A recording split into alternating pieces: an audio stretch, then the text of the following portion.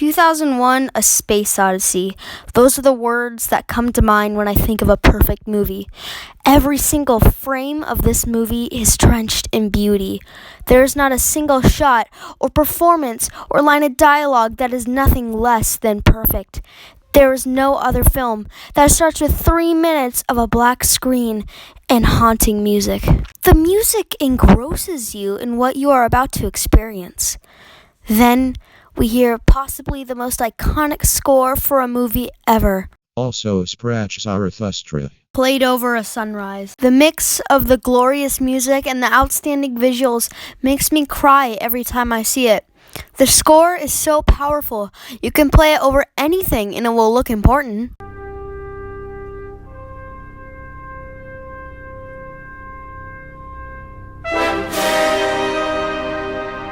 There is no other film like 2001: A Space Odyssey. Many have tried to capture the essence of what made 2001 great and failed, because you can't understand what made 2001 so great. No one can. Because what made 2001 so great is what we didn't understand about the movie.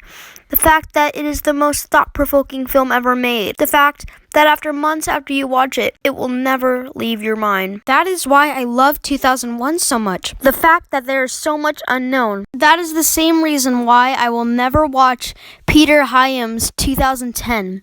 That film sets out to explore the origin and mystery of the monoliths, which ruins the whole point of the original.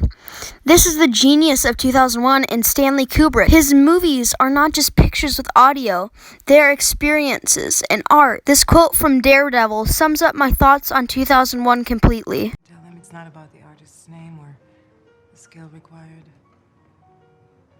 Not even about the art itself. All that matters is, how does it make you feel? From the first scene, we see the establishing shot of an African landscape. Then we see the apes, and we realize the care that went into this movie. The ape costumes are so realistic, you forget that you are watching people in costumes. The first 20 or so minutes of the movie could be its own short film. And my God, I just have to take a little sidetrack here. Whoever designed that monolith is a freaking genius. That thing is ominous, haunting, and beautiful. And the idea here is that the monolith inspired the primitive humans to create a tool, use tools. And right after they discover the use for a tool, us humans immediately use tools for violence. Kubrick is using this film as a mirror to hold up to society, and I think it's genius what he is able to convey without any words in a mere 20 minutes. And then, as the ape throws the bone up into the air, we get the most iconic scene transition in history.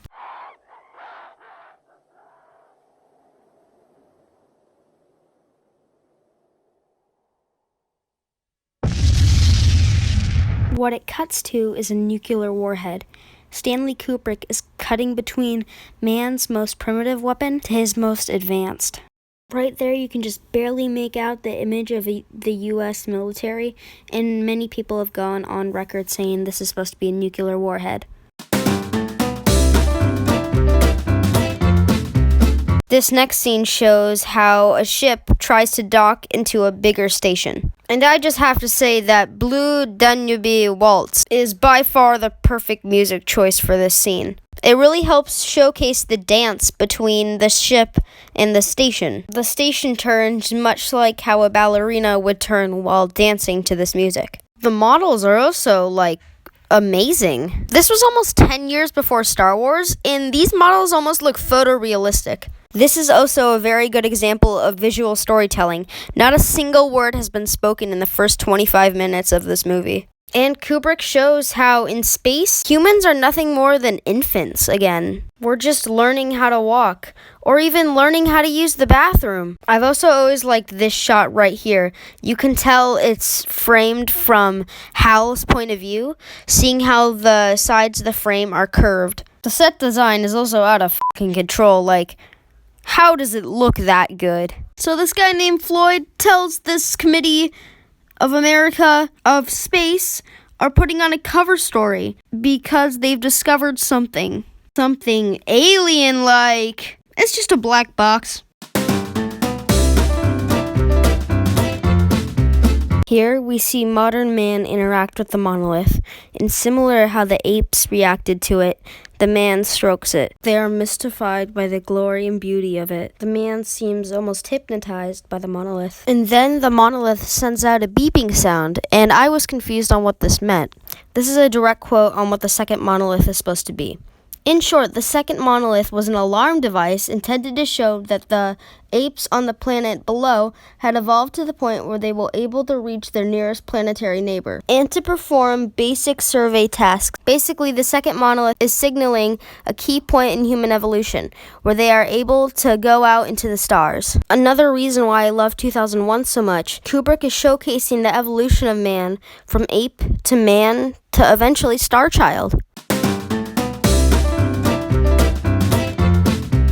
Here we enter possibly my favorite section of the movie, the Jupiter mission. And we finally meet the main character, Dave. And of course, one of the most iconic parts of 2001: A Space Odyssey, HAL 9000. And I didn't know this till I looked it up, but HAL stands for Heuristically Programmed Algorithmic Computer. Originally, Stanley Kubrick was going to cast someone else for the voice of HAL, but at the last second, he decided that his voice sounded too natural and replaced it with the chilling voice of Douglas Rain. I get scared every time I listen to it. It's so unsettling. Let me put it this way, Mr. Raymer.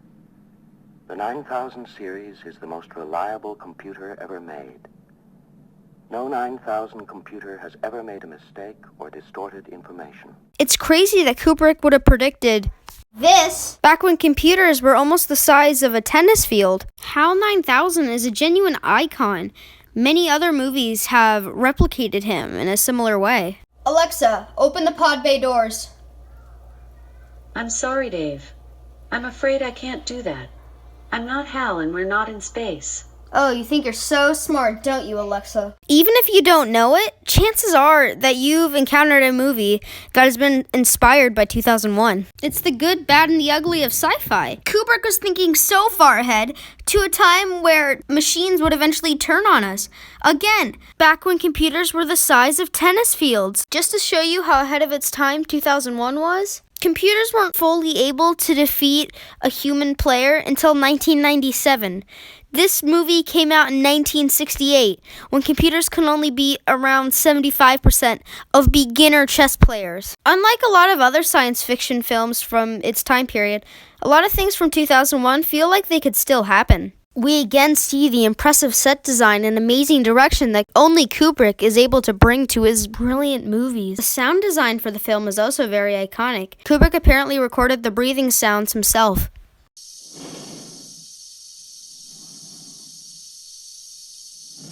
I don't know how to describe it, but the breathing sounds almost give you a sense of claustrophobia and unease. What's really impressive about 2001 is the layer of themes. On the surface, it's a cautionary tale about artificial intelligence. But if you really look into it, it's an analysis of the human race's evolution. But we'll get into that later.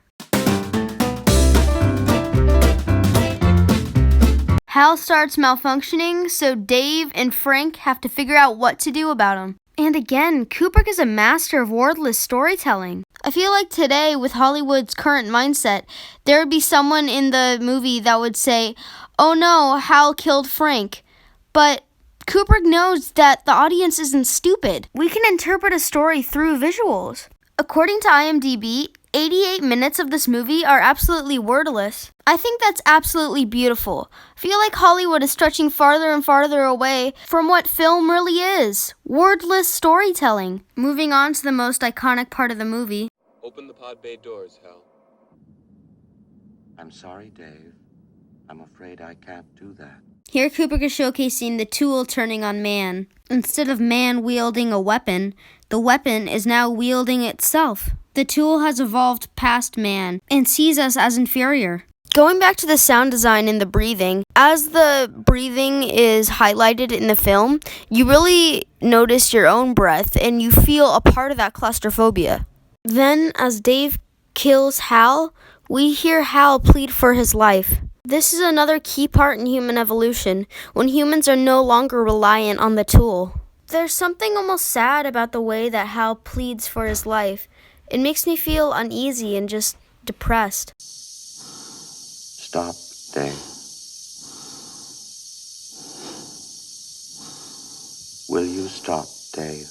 It almost brings me to tears because the tool has now mimicked human actions. We have implemented our violent selves onto the tool, and the tool did nothing wrong.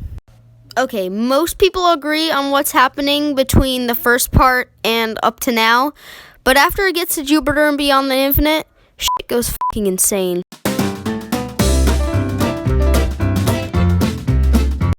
Here, what I personally feel like is happening is that the monolith is guiding Dave to the Stargate, guiding him to the next point in human evolution. Dave is drawn out of his ship to go towards the monolith, and the monolith leads him towards the Stargate. And we get the iconic scene of all the lights and images flashing in Dave's face. Some parts of the sequence are just downright disturbing. Take this part, for example. What I feel like is happening here is Dave is seeing things his brain just can't comprehend, and he's almost going insane. Sort of like when you see a Lovecraftian monster. Then, as Dave enters the alien-like room, it's implied that he sees himself as an older version of himself, but that's not what I think happens. I feel like Dave might have been in this room for longer than we might think. I think it's possible that Dave might have spent almost an eternity in this room, waiting for the monolith to come. And it eventually does when Dave is near at the end of his life, as he reaches out his hand, much like how in the painting Adam reached out his hand to God. And at another key point in human evolution, the monolith is there yet again. The monolith is completing the cycle of evolution, from ape to man, and now, Star Child. A creature that can become one with the stars. Space is, well, the final frontier, and this is the next logical step in our evolution. Even if you didn't know what any of this meant, heck, I don't really know. I'm just guessing. The ending of the film gives you a feeling of hope. Powerful and moving score is played over the image of the Star Child looking down at our Earth. And I think it's just inspiring.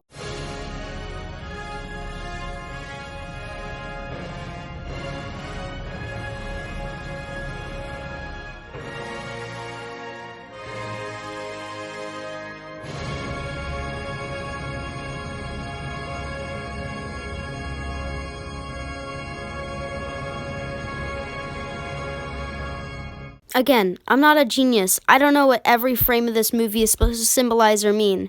That's why I love this quote from Arthur C. Clarke so much, the co-writer of this film. He states that, "If you fully understand this movie, we failed. 2001 is supposed to raise questions, not answer them." I, as you can tell, absolutely adore this film. After all, I do think it's the greatest film of all time. But I haven't seen every movie in existence. No one ever will. Opinions can change, so I'd like you to keep that in mind before disliking this video. Because if you like a different movie, good for you. Film, like comedy, is subjective. If your favorite movie is The Room, then that can be your favorite film. And if you haven't seen this film, I would recommend you see it, obviously. Because film is meant to challenge you.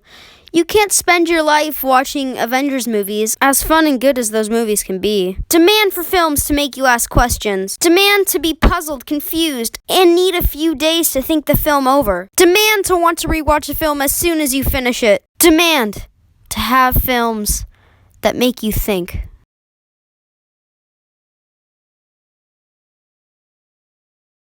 Hi, it's me, the Toothpaste Eater. I hope you liked that video. I worked very hard on it. I would really like it if you're watching this video and you haven't already, subscribe to my channel to get me and my 24 subscribers going somewhere. And if you like this video, could you leave a like? It helps get my content out there. And share this video with your friends.